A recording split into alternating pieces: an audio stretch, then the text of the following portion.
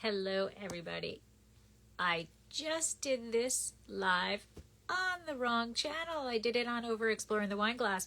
So I am back here to explain what is veraison and what is going on inside the grape. So veraison is the changing of the grape color.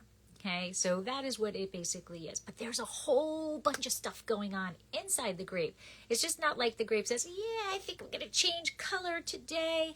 There's chemical stuff going on inside the grape that is going to make it start to change colors. And it is this veraison, it is these chemical reactions that are going on inside the grape that is going to allow us to harvest it and know when it's good to harvest, right? So things are happening that make it want to turn into wine, right? Because you could eat grapes whatever, right? There's grapes all over the place. You pluck it in your mouth before it's nice and ready to drink it. Blah, it's pretty bad, right? So what is veraison and what is going on? Okay, so the first thing that's happening is that the sugar levels are increasing. And this is a good thing, right? As the sugar levels increase, that means that that's giving more food for the yeast to be able to go through alcoholic fermentation and convert that into alcohol. Okay, so generally speaking, sugar levels increase and we call them bricks. Okay, so as we pick bricks, as we pick the grapes by the bricks level, that's important because that's the food for the yeast.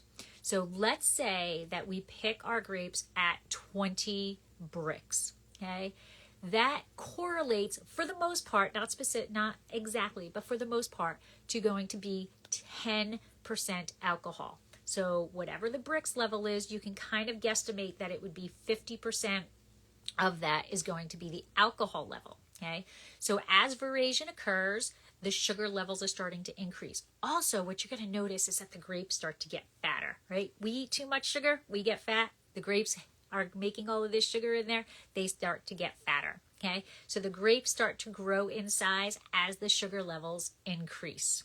Okay, the next thing that's happening is that inside the grapes, the malic acid is being replaced by tartaric acid. And malic acid, right? We don't want to taste the malic acid. We want the tartaric acid to be into those grapes. So as the grapes are growing, the sugar levels increase, and then the malic acid level decreases while the tartaric acid increases.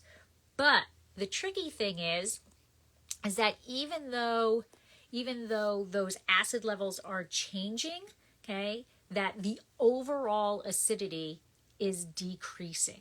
Okay, so as grapes stay on the vine, the acidity levels decrease. And that's important because those acid levels in the wine, in the finished product, create that backbone, that structure for the wine, right? So as we talk about being able to age wines, we want to be able to have acid in those wines because that's what allows it to age. So as we go to pick, it is really kind of a balancing act of making sure that the ripeness level is at the proper point and we still retain enough acidity levels. And that's what's fantastic about Paso Robles is because as we, because of where we are and because we have that diurnal shift, that change in temperature from day to night, right? During the day, the temperatures get hot, but then at night, the temperatures lower, and that allows the grapes to kind of replenish themselves and allow retain that acidity, and that is really important. Okay, so as veraison occurs, what's going on inside the grape is those overall acid levels are going to decrease. Okay, the next thing that's going on is that it doesn't matter whether you are in a warm climate or a cool climate. Okay, so these are all things that are happening inside the grape. And if it's a warm climate, if you look at this picture from Wine Folly, you can see that this Syrah, okay, whether it's a cooler climate, it's a completely different color than the warmer climate. Okay, and that's because of those acid levels that are going to change everything is different. How it ripens, the time it takes to ripen, the amount of sugar that's in there, the amount of acid that's in there, and that acid level is going to matter depending on whether you're in a warm climate or a cool climate. And so that's one of, like I said previously, that's what's great about Paso. We're a warm climate, but we have those cool evenings. So we kind of get the best of both worlds. Okay, now, in addition to the cool climate and warm climate, that depends on how long it takes for those grapes to come to full ripeness, right? That's an important thing. And we want to be able to pick those grapes at the perfect ripeness time. Okay, and then what else is going on, or another cool little fact about veraison, is that everybody talks about veraison in red grapes. Okay, they're like, oh, look, it's turning purple. They're going from white to purple. Look at how pretty they are. And okay, yeah, it is beautiful. But did you know that white grapes also go through veraison? It's just not as obvious because they're going from like a shade of kind of greenish to a different shade of green.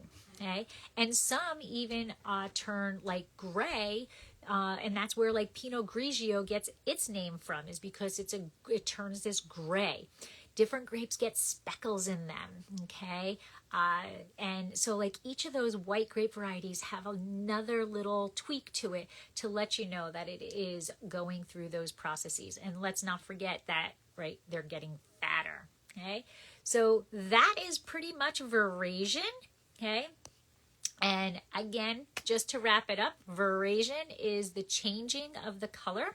We have sugar levels increasing, acid levels decreasing, overall acid levels decreasing. That exchange of tartaric acid for malic acid, okay? And the photosynthesis inside that grape, that amount of photosynthesis is decreasing during this time. The fats are getting bigger, the grapes are getting bigger because of the sugar levels in the grape. So if you have any questions about winemaking that you would like me to cover, please leave a comment down below of what topic you would like me to cover, and I'll be more than happy to get into that and try to explain it behind, a little bit lower behind the scenes type concept of what these terms mean. Because I get it, some of the terms are a little confusing and winemaking can be a little complex. So we want to make sure that everybody understands it, right? And so leave a comment of what topic you would like me to cover in the future, and I'd be happy to share with you. In the meantime, have a great Tuesday. Sláinte!